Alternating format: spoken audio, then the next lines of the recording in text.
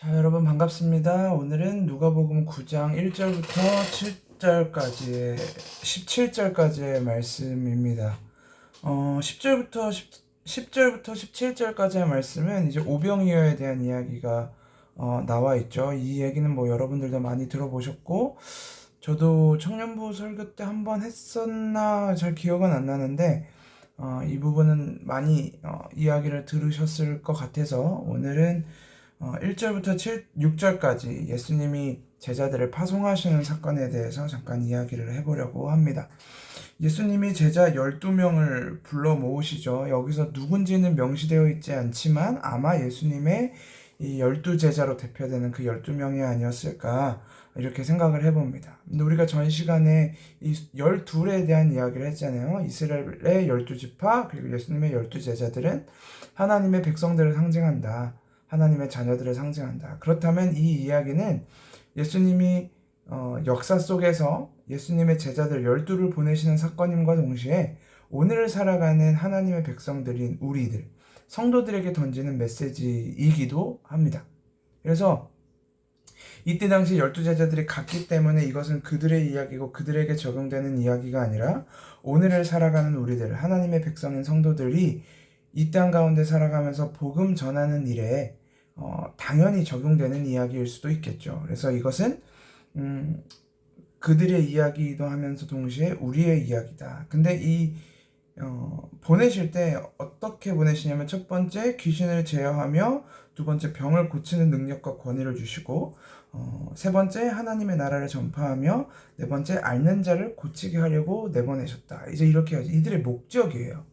귀신 쫓아냄, 병을 고침, 하나님 나라를 전파함, 앓는 자를 고침.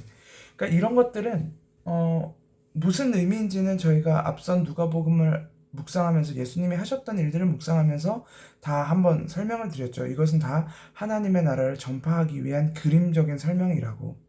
그 귀신 들린 자, 우리 안에 있는 귀신, 또 나라는 귀신, 영적 악한 영을 내어 쫓고 그 자리에 하나님 나라가 임재하는.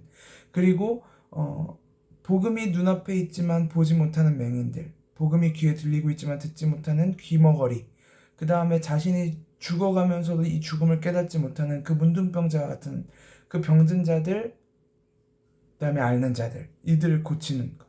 그래서 그들이 복음을 통해 회복되는, 치유되는 일들을 이제 하셨죠. 그래서 이 네 가지는 사실은 다 복음 전하라는 이야기예요. 그리스도 전하라는 이야기예요. 왜냐면 그것이 진짜 병고침이며 진짜 치유며 진짜 귀신을 내어쫓고 진짜 하나님의 나라를 전파하는 것이기 때문에 이 이야기는 결국 가서 복음 전해라, 예수 전해라 라는 이야기로 귀결될 수 있겠죠.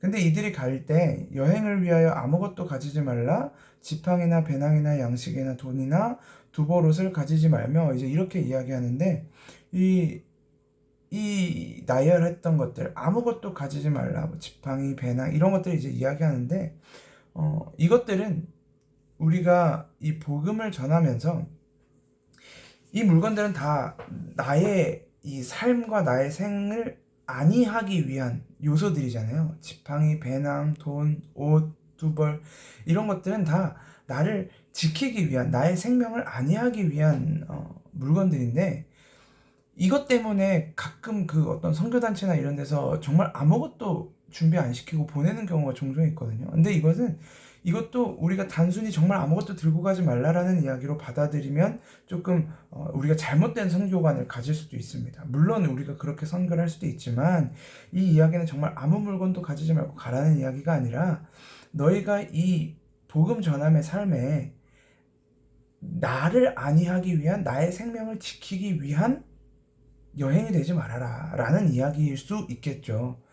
우리는 복음을 잡고 그리고 예수 그리스도를 잡고 나의 삶을 안위하고 나의 삶을 지키는 도구로 사용하려는 경향이 너무나 많습니다. 그게 우리 안에 있는 악한 영이죠. 우리가 나라는 삶을, 나라는 생명을 지키기 위한 끊임없는 노력, 끊임없는 탐욕, 끊임없는 탐심이 우리를 지배하고 있기 때문에 이 복음은 나를 지키기 위한 것이 아니라 그리스도의 복음을 전하기 위한 사역이어야 한다.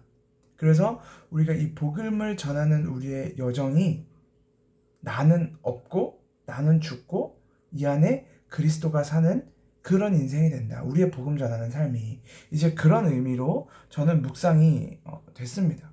그래서 매일같이 하나님은 우리를 죽여가시는 거죠. 내 생각, 내 마음, 내 감정, 내 이기심 이런 것들을 다 죽여가시면서 여전히 살아있지만 죽여가시면서 그렇게 복음을 전하게 하시는 것 같습니다. 우리 모두에게 동일한 이야기겠죠.